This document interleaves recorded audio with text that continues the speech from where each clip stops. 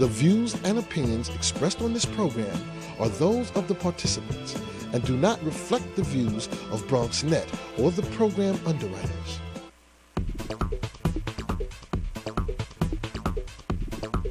BronxNet. Your voice, your views, your vision. And hello and welcome to Open, the one and only show that opens the Bronx and the rest of the world right to you. I'm your host, Darren Jaime, and today we'll update you on what's happening in and around our community. Coming up on today's show, remembering Freedom Summer and the Civil Rights era in a Black History Month celebration that you don't want to miss. Also, see how the Bronx Chamber of Commerce celebrated African American heritage by honoring those with key developments in the borough of the Bronx.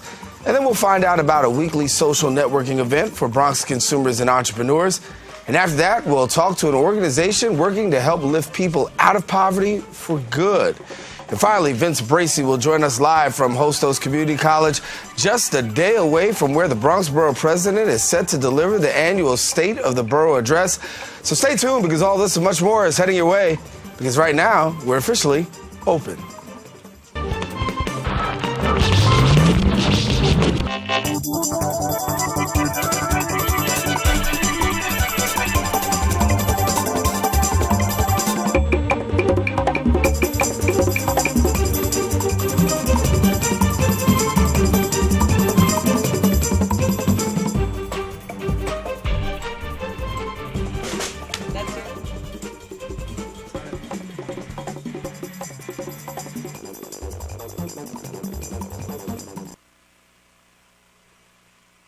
Everyone, I'm your host, Darren Jaime, and today is Wednesday, February 19th, 2014.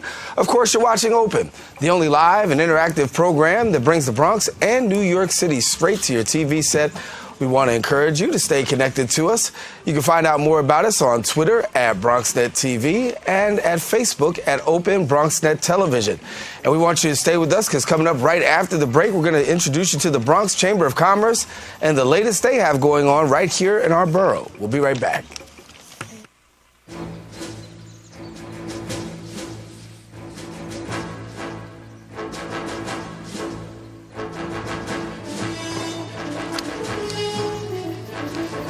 This is so cool, Dad.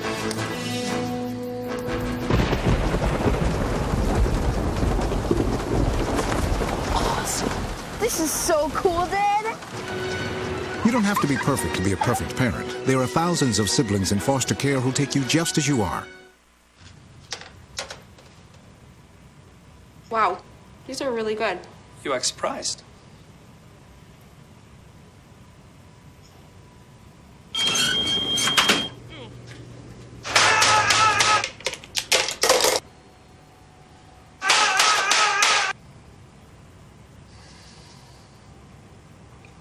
Practice makes perfect. You don't have to be perfect to be a perfect parent. There are thousands of teens in foster care who don't need perfection. They need you. Imagine what you'd see if every child had a book to read. Good. So the mission is for us to get a book to each and every child. So let's join hands, book people unite. Unearth hidden passion. Come on, we'll have a good time.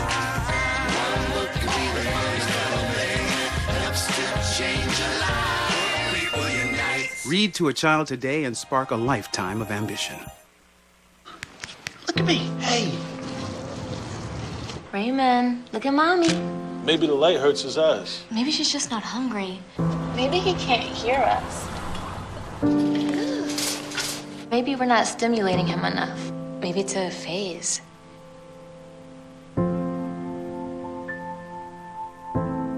Avoiding eye contact is one early sign of autism. Learn the others today.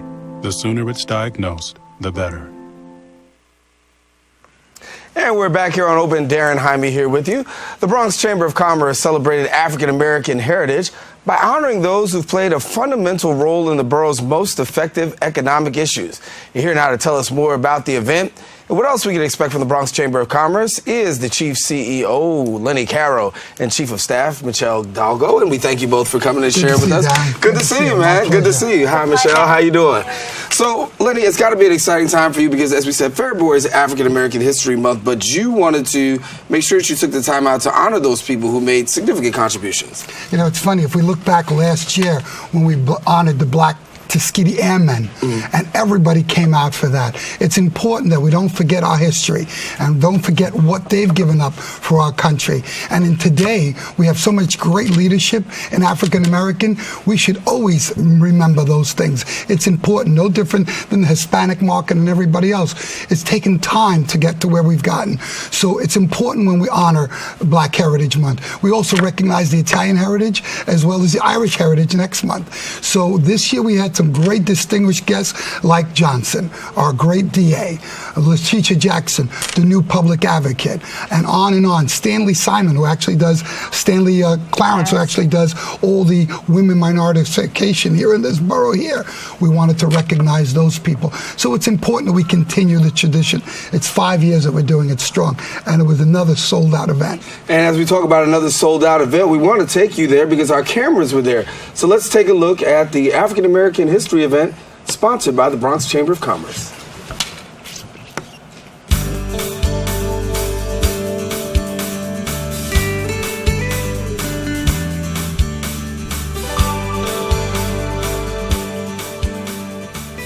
Well, this is our fourth Black Heritage event for the year. We're proud to honor our people that really give back to the Bronx. If you look at some of the people that are here today, like Eastman, like Vanessa Gibson, and people that have really grown in our Bronx and has it grown bigger and bigger every year. And most importantly, this is the 100-year anniversary of our great borough of the Bronx. It's always great to be here in the Bronx at a Bronx Chamber of Commerce event. Lenny Caro and the team always do such a great job of pulling the community together. And today, of course, we're here to recognize Black History Month and recognizing very important contributions of African American leaders of today who are making history today in the Bronx and our city, men and women who've distinguished themselves in politics and government and business and education. So I'm pleased to be here as State Controller just to lend words of support and appreciation to the men and women who we're acknowledging and recognizing that the continued progress of the African American community is very much tied to the success of the great leaders that we're acknowledging today.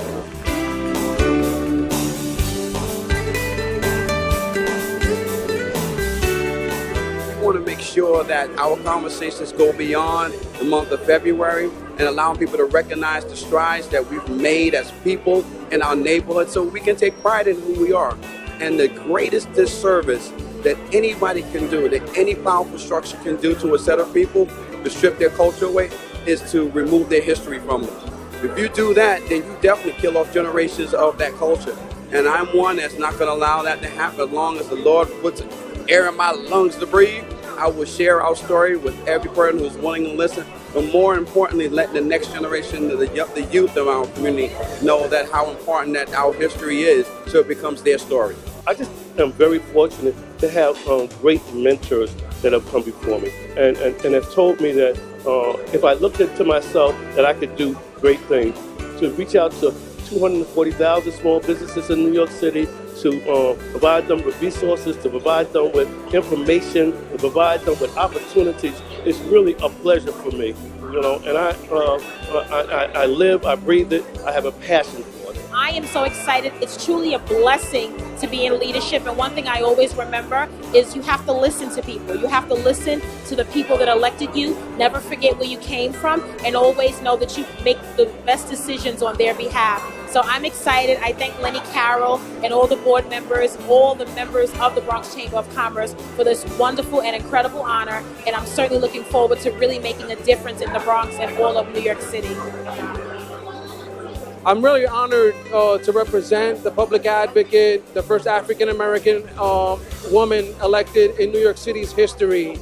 For me, as an individual that grew up in the Bronx, that went to public schools in the Bronx, that went to college at Lehman College here in the Bronx, it's an honor to represent an individual who made history. She's a trailblazer, and it truly was amazing to see all our community leaders that's doing phenomenal job in the community.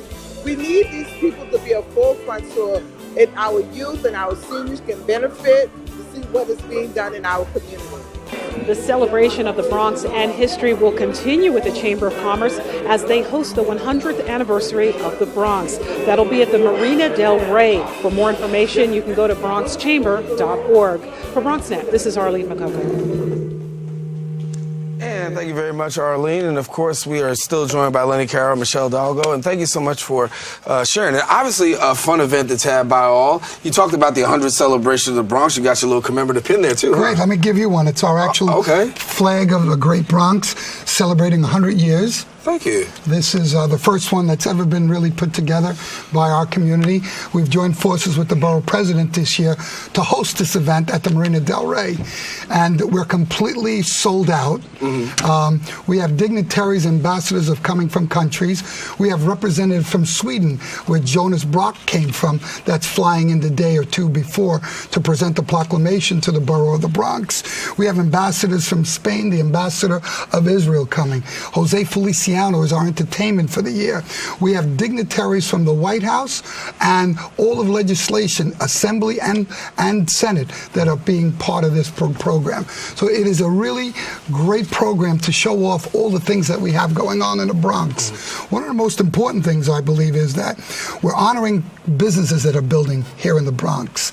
We're doing the new Armory that's going to create a number of jobs, over 270 jobs permanently that will be here, 2,700 jobs to just get it built. So there's a lot of positive synergy. Macy's, that's being built in the mall, will be the second largest mall in New York, a size of any other mall that's been ever held before, creating great jobs. So our borough is on a boom that's never been seen before. And when you talk about small business, Michelle, obviously that's the key. You know, we talk about America, and the key to America is the strength of small businesses.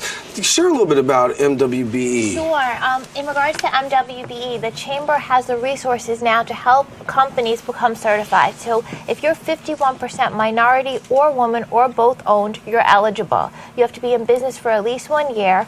And now, due to different laws, caps have been removed, really making it really eligible for anyone who can apply. We have local law 1 and then local law 129, making it a good time for companies to now get certified. The government is really New York City. It's the best customer you can have. They have opportunities for goods, human services, professional services, nonprofits, and the Chamber now can help sit down with you, do your application, help you with the paperwork, and we have something called Corporate Alliance, where IBM, Colgate-Palmolive joined in, and we have Goldman Sachs now on board, and they're looking to do business with you. So this is the best opportunity to not only join the Chamber, but to become certified. And jumping on what Lenny said with developments, the new transportation issues, it's been phenomenal. Right.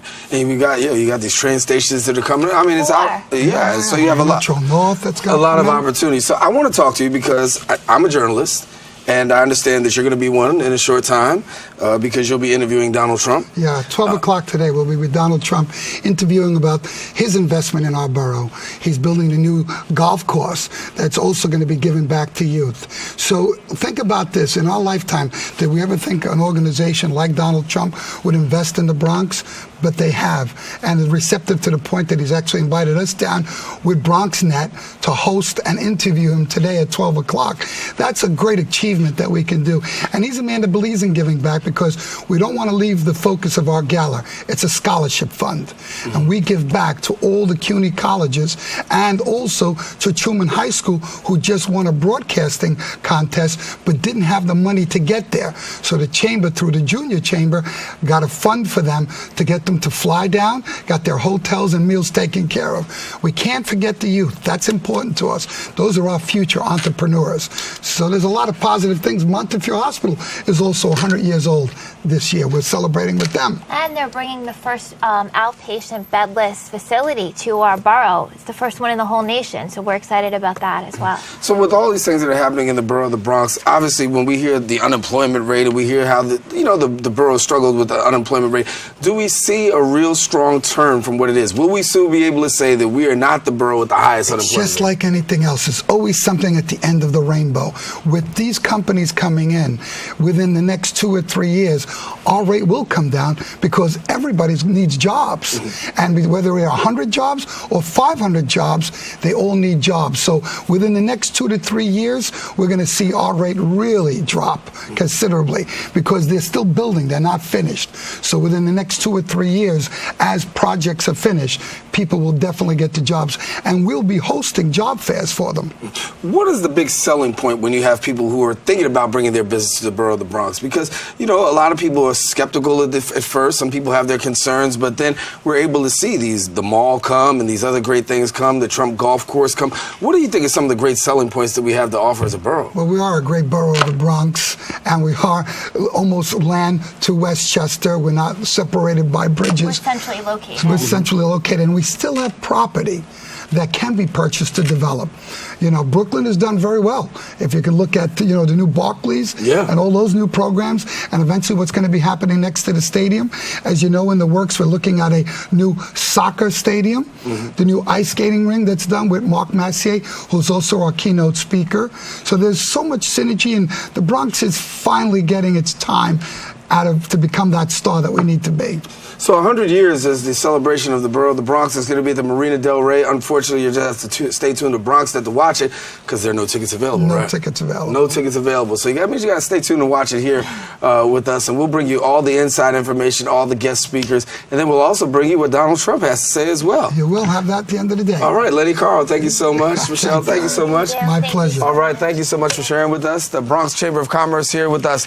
And we do have to take a quick break, and we want you to stay with us because when we return, we'll talk about the borough president's State of the Borough address. We'll have an in-depth report from the field when we return. Being a dad can be tough. No. What do you mean she's not coming? When's the fairy princess coming? Any minute now. But when you're willing to do anything, It is I, Cruz Zinkerbell. Okay, time for cake. it's always worth it. I know it's really you, Guru. I'm just pretending for the other kids. The smallest moments can have the biggest impact on a child's life. Take time to be a dad today. Call 877-4DAD-411 or visit fatherhood.gov. A single ember that escapes from a wildfire can travel more than a mile. You can't control where that ember will land, only what happens when it does. Get Fire Adapted now at fireadapted.org. Hey, how's it going? Sir, are you okay? What? Oh, this? It's probably nothing. I'm sure it'll go away. Go away? But, sir, that can't be good. No, it's cool. Really. Do you want a napkin or something? Everything's fine. Thanks. You wouldn't ignore this. So why ignore the signs of a stroke? At the first warning signs, call 911 immediately. Because time lost is brain lost.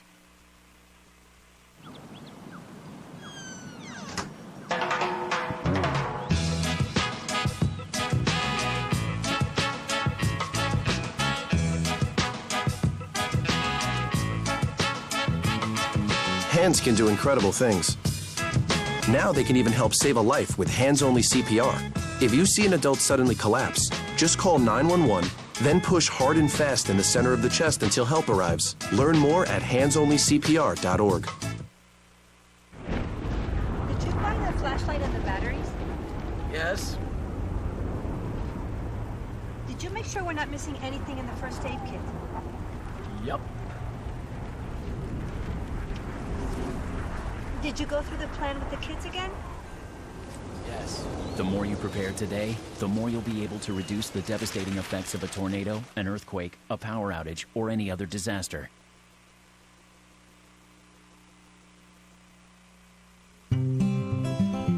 NFC, AFC, offensive linemen, defensive tackles, quarterbacks, and cornerbacks are all living united to ensure the academic success of millions of kids in our communities all the way to graduation day. But that won't happen without you. So take the pledge at unitedway.org. Make a difference in the life of a child. Suit up like your favorite NFL players and become a volunteer reader, tutor, or mentor with United Way. And we're back here on Open. Darren Jaime here with you. Our Bronx Tech correspondent Vince Bracey is now joining us live from Hostos Community College, where he brings us the latest on Borough President Ruben Diaz Jr.'s annual State of the Borough Address. Vince, take it away. Okay, we're trying to see if we have Vince online. Is Vince there? Okay. I think we've lost him, or we're not. Okay, well, we're going to continue with another segment until we get Vince back on the air. In the meantime, we'll continue. And talking now on Saturday, February 22nd, the Bronx Heritage Center, BHMC Lab, will celebrate its annual Black History Month with a free Bronx community event commemorating the Civil Rights Movement and the 50th anniversary of Freedom Summer.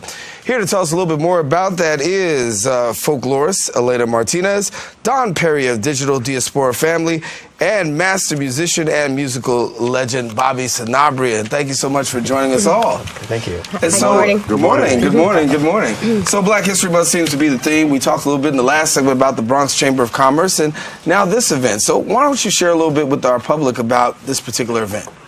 Well, the Bronx Music Heritage Center, as a lot of you may know, it's in on 1303 Louis Ninier Boulevard, and the lab opened in 2010, and we have community art lab programs for arts for the community.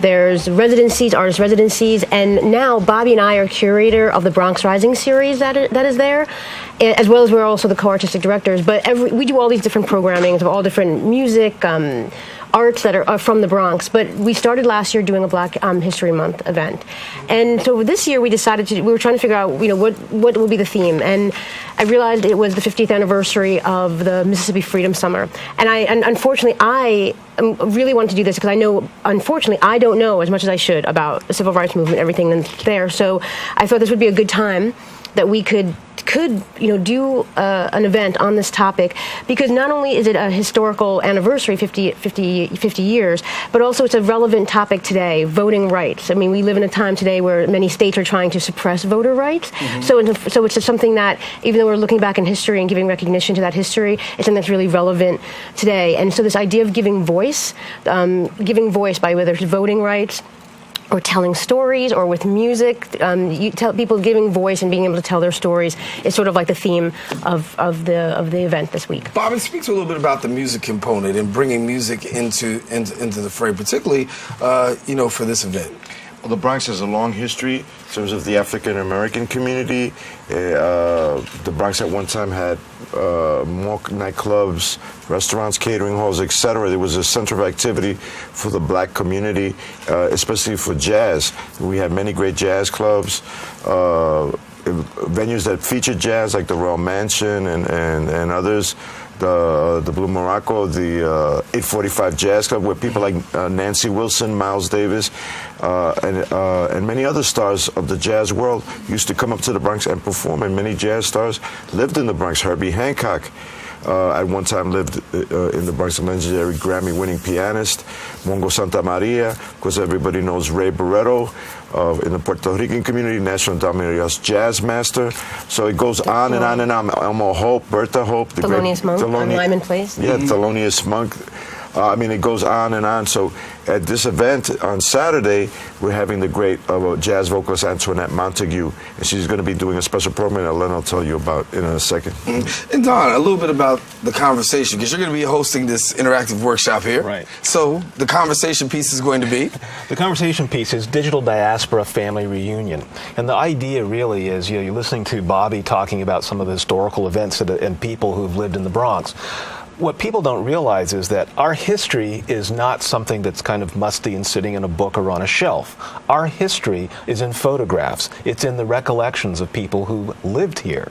And so what we're doing with Digital Diaspora is inviting people to bring out those photographs, bring those memories alive, share them. The last time we brought this to the Bronx, we were at the Bronx Museum of Art, and we were looking at the changes over time of just that one boulevard, Grand Concourse. And the people that came, the memories that they had, was just unbelievable. And it's a history that's not in a textbook, but it's a history that lives in memories and photographs. And so when we start to bring that together and people start to share that, it sparks things. And you get into this conversation about, gee, we have a lot of things in common as a community, as people living in this community. And that's really what Digital Diaspora is about. It's about celebrating our shared values and experiences and our history as reflected in our photographs. And Elena, you talk a little bit about the Voting Rights Act and the fact that, you know, that was a very historic and landmark in African American history and the civil rights movement. You guys will be actually participating in some voter registration that day. The National Action Network will have a table there, and they'll be there to let people be able to sign up and do voter registration. So that's just one component. We'll have the students from the Fannie Lou Hamer School, which is right around the corner from the Bronx Music Heritage Center, and the Fannie Lou Hamer Freedom School is named after Fannie Lou Hamer, who was very active in the early 60s. She was a resident of Mississippi and got involved with all the activists who went down there to sign up people for voting rights.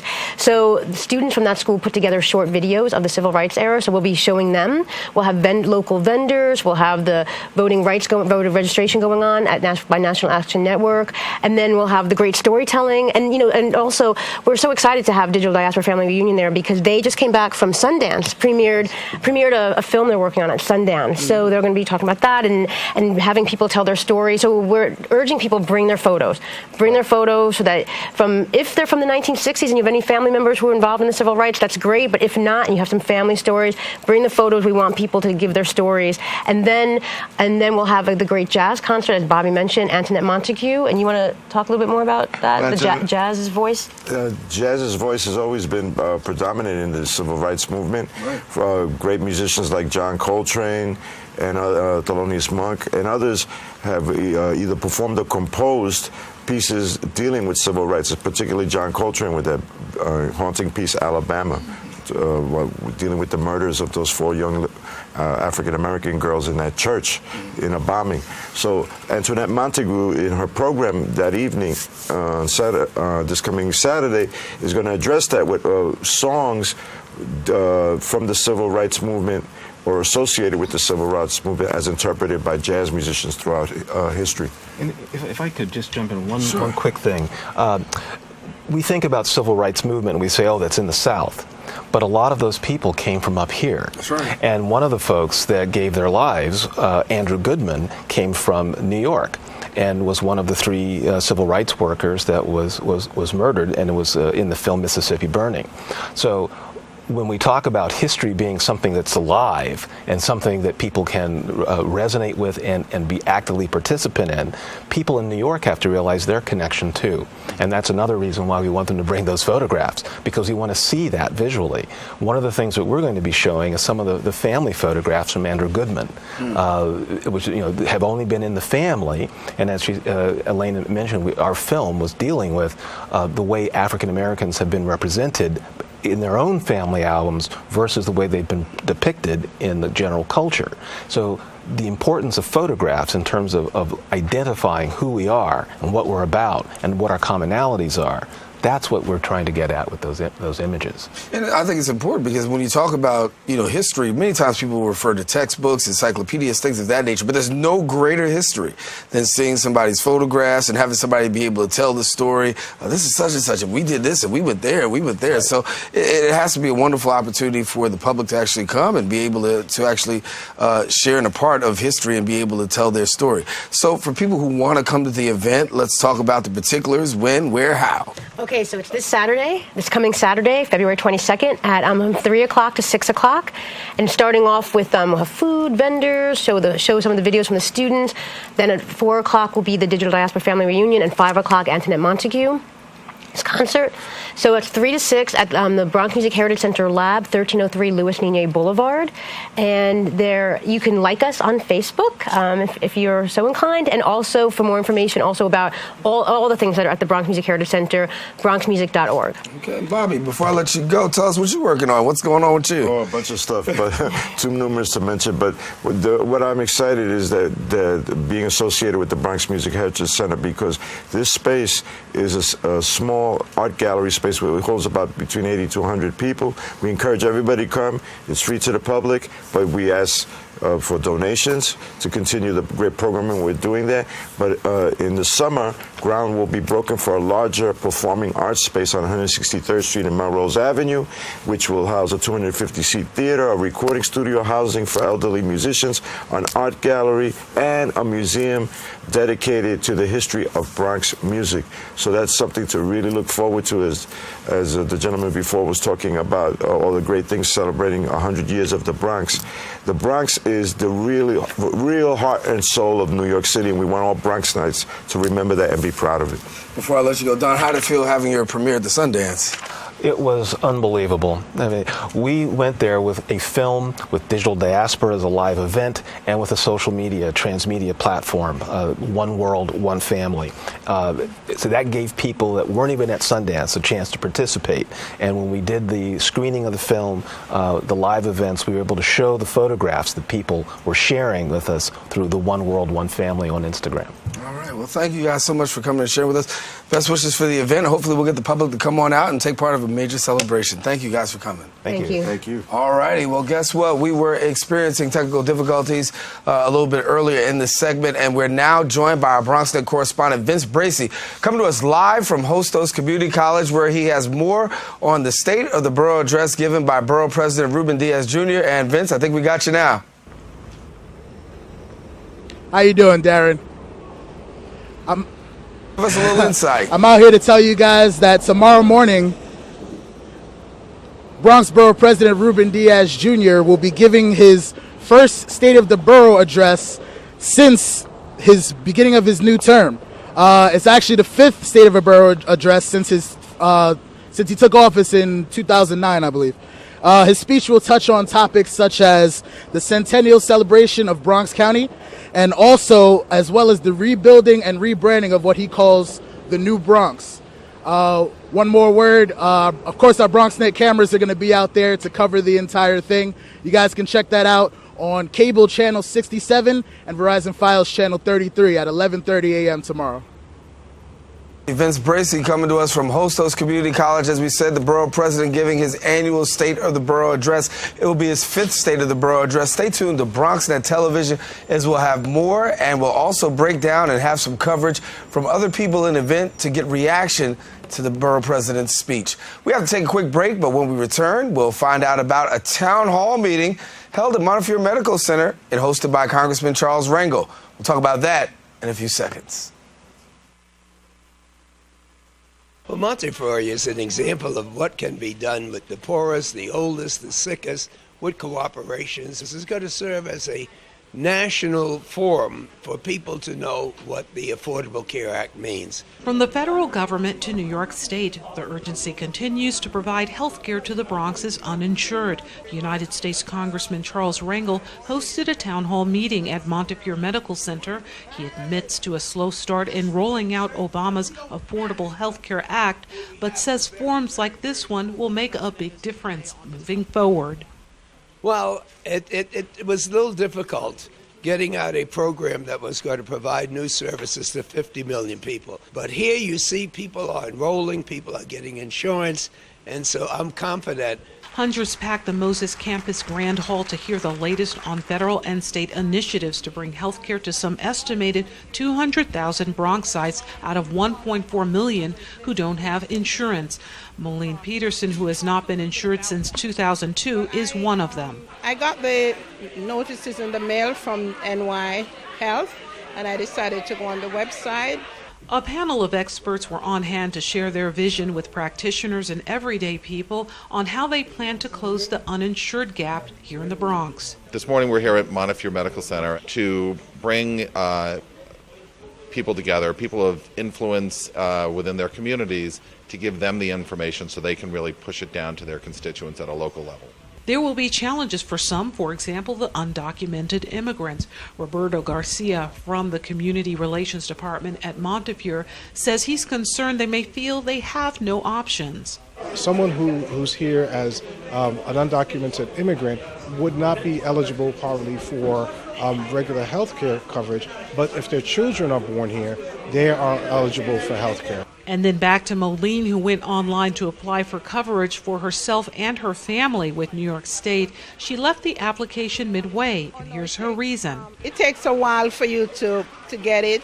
I was doing for my husband, my daughter. You know, you have to have all their information, date of birth, everything. So unless you're prepared, it takes a long time. Those gathered are concerned that Peterson is not alone. That's why they want community leaders and the clergy on board to smooth the way for those who have incomplete forms. The panel today is to explain and to teach and to inform community leaders, clergy, the business community, and others to give this information back to the community. Peterson, however, did make this promise. I will complete it. Others like Moline who have yet to complete their application online, health experts here want you to go back to the web to get that completed. Another option is to visit places like Montefiore Medical Center and talk to a certified application processor to get all your questions answered. For BronxNet, this is Arlene Makoko. Long before I was in Hollywood, I had a grandmother by the name of Estelle Marie Taylor, positive role models to make sure that I was on the straight path.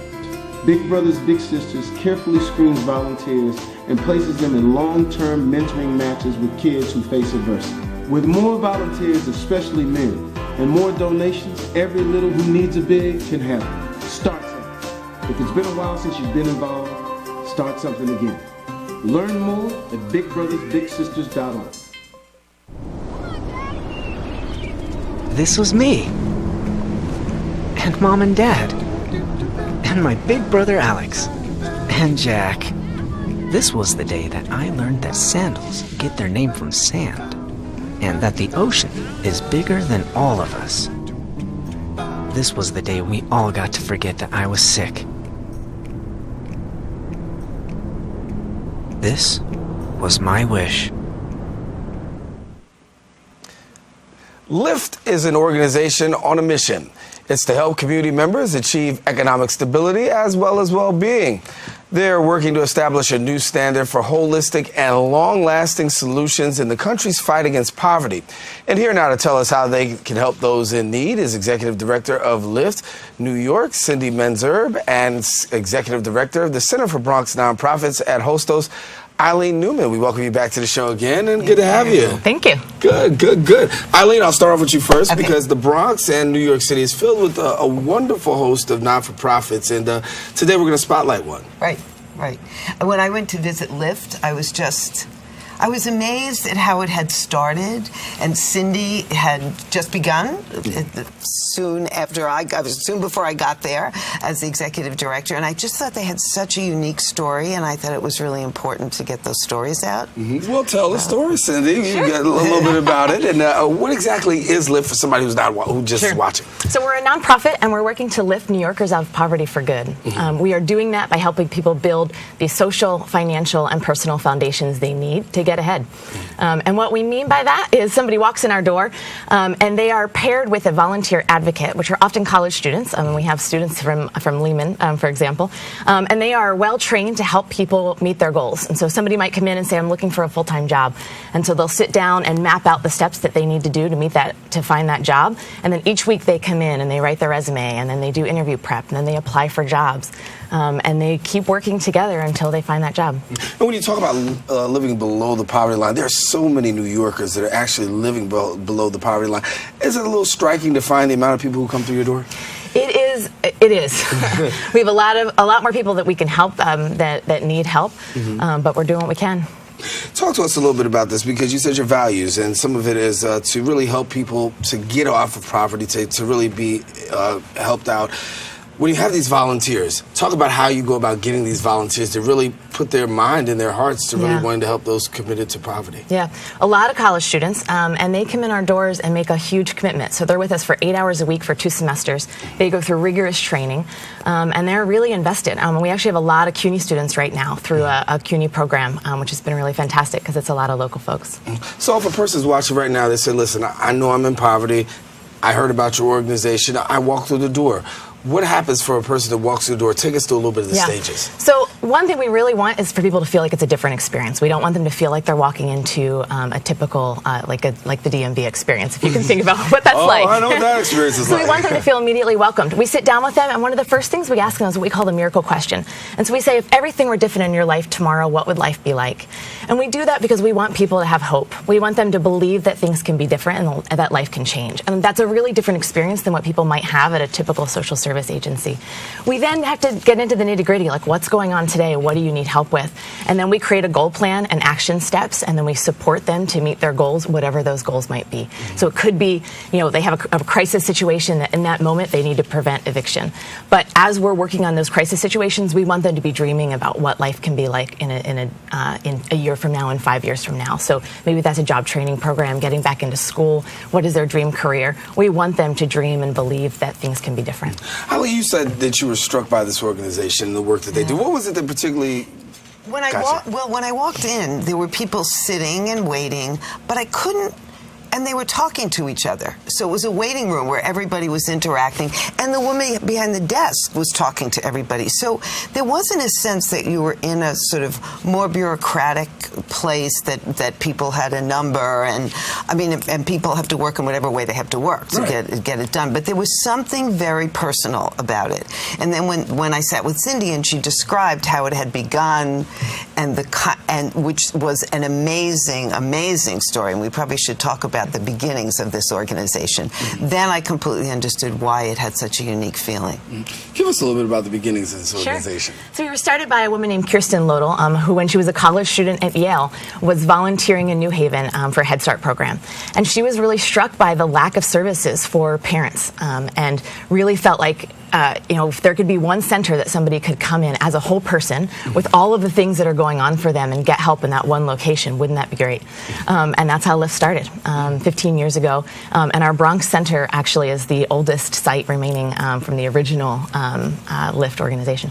When you have people come through your door, is it sometimes they're, have they had the experience where it seems like access to services is somewhat hard? Because when you talk to a lot of New Yorkers and they're going through what they're going through, it almost seems like, yes, you do have the bureaucratic red tape, but then it's also this lack of access to services. Yeah.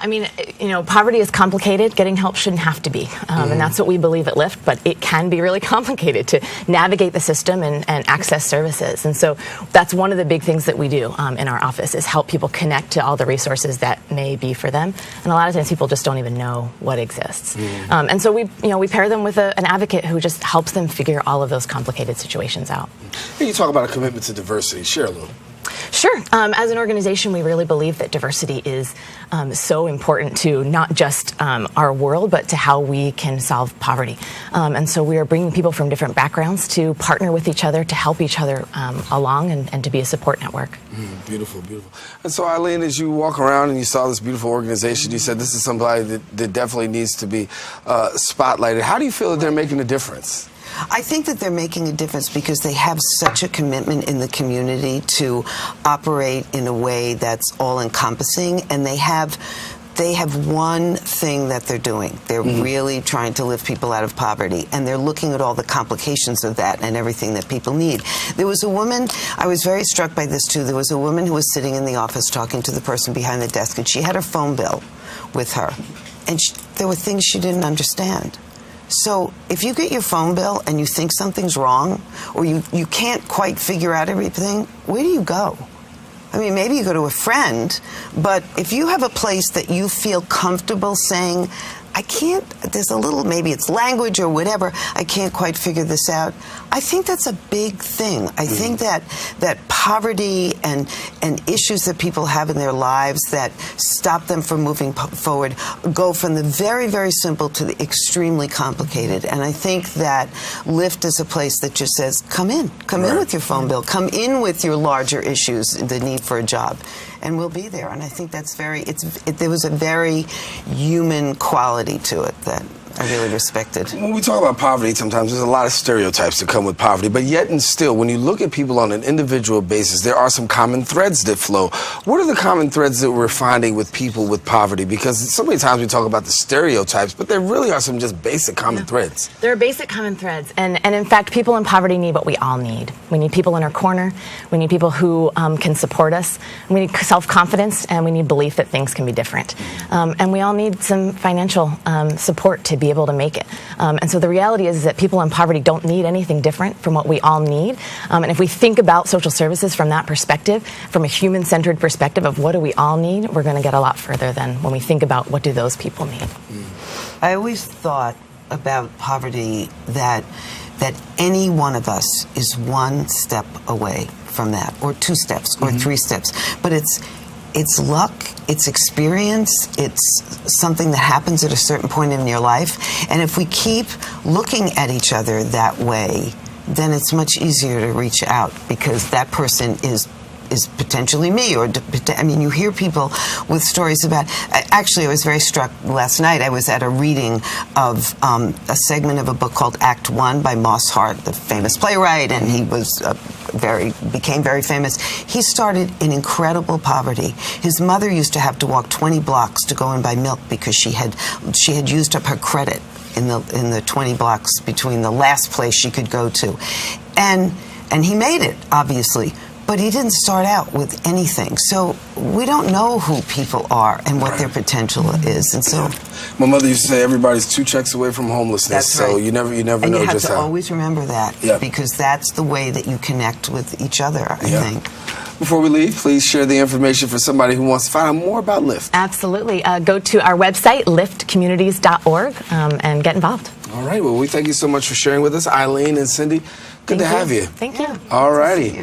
Well, guess what? We got to take a quick break. But first, we have to tell you, Congressman Jose Serrano held a town hall meeting at the Kips Bay Boys and Girls Club for a proposed ferry. Our Bronx Net correspondent, Arlene Makoko, has been a busy beaver. She was out there as well, and she brings you this story. If I could take the ferry for $6, the same price as an express bus to Manhattan, I could go to LaGuardia Airport.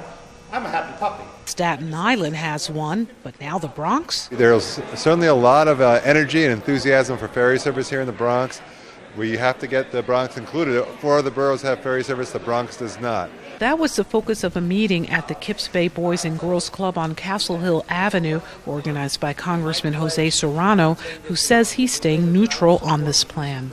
Well, ferry service coming to the Soundview section will come if the community wants it. And so far, it looks like the community is on board. That includes people like Gus Denolis, who says he would travel to Manhattan more often. Having the ferry in my community would allow me to go downtown, take care of business if I have to travel, go spend some money. Soundview is located in a 2-fare zone. Many rely on buses to go to and from the 6 train that travels into Midtown. People in Soundview should not be suffering through a 2-hour car and subway ride when they could get on a ferry in half an hour and be in Midtown.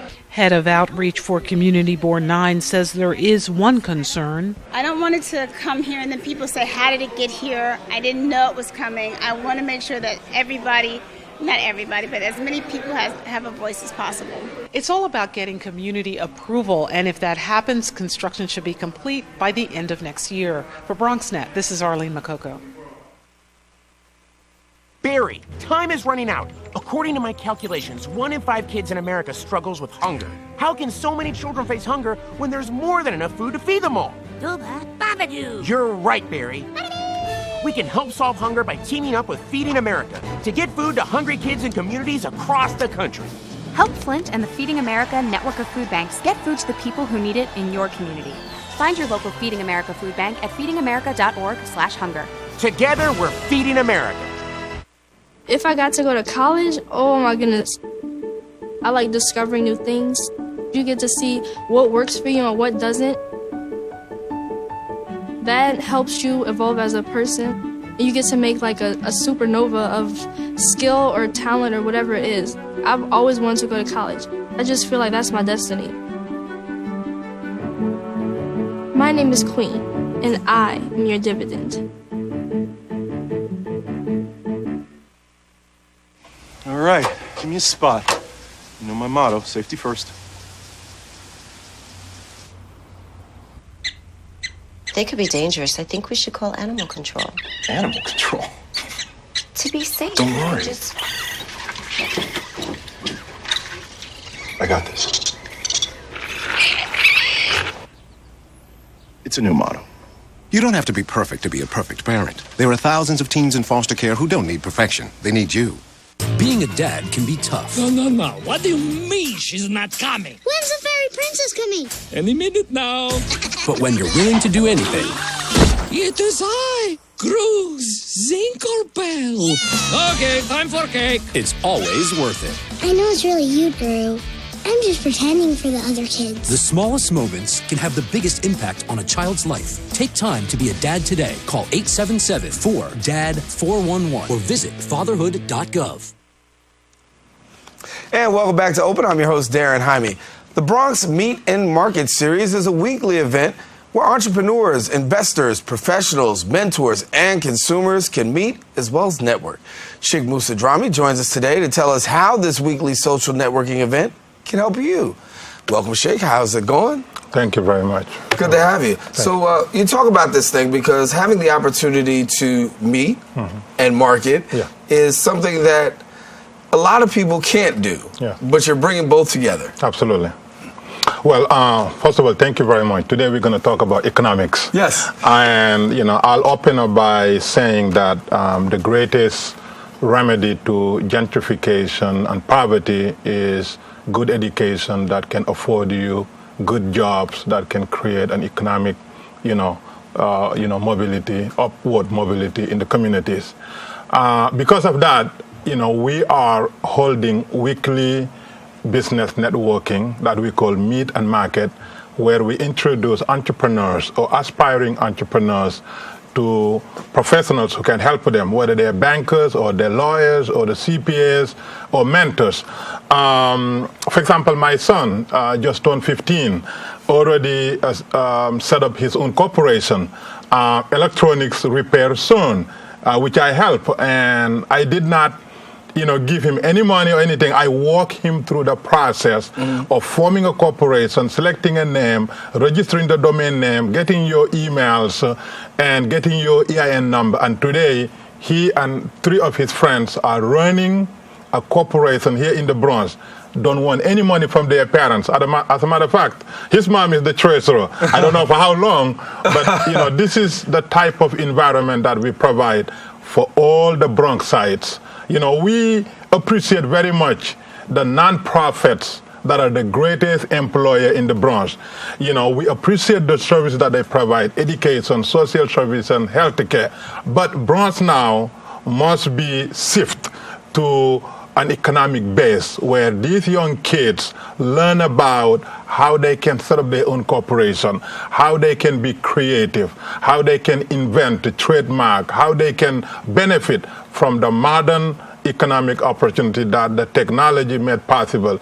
Because in the last 10 years in Parkchester, if you come around, you will see the mentorship that we provide, how big and wide it affects the people. We bought several buildings that are now more than double in value, including my own building. Talk to us about entrepreneurship, because a lot of people are very, very comfortable with working a job. But unfortunately, because of the economy, have had to double back and say, now, I have to create my own. Yeah. Are we finding more and more people, and you finding more and more people now in the area of entrepreneurship? Absolutely, for 2 reasons, especially in the Bronx. Bronx now is home to almost 45% foreign-born, individuals. These individuals usually come here, with very limited English proficiency. They come here in most cases without any family ties. They come here in most cases for better economic opportunities. So they're entrepreneurs. They are driven by how they can create something out of nothing. That's number one. Number two, technology. In the last 20 years, in 1993, I went to Texas, attended a conference about technology. The main speaker was Al Gore, and Al Gore was, doing a slide presentation talking about information superhighway. We're going to do this, we're going to do that, and 20 years later, the world has changed because of this technology, and 20 years from now, nobody knows where we will be. So Bronx is in the right place at the right time with the right people to shift from non-profit-driven economy to creative entrepreneurial economy. And that is why we're taking this advantage to hold weekly sessions so that people will understand that they can do it. Right. It's not easy, but there are mentors out there who can walk you through the process of thinking something, putting it in the paper, and patterning it. So when a person comes together at your meet and market, what happens? Meet and market is divided into 3 periods. From 6:30 to 7 is meet and greet. 7 to 8 is presentation from selected organizations and individuals about their products and services.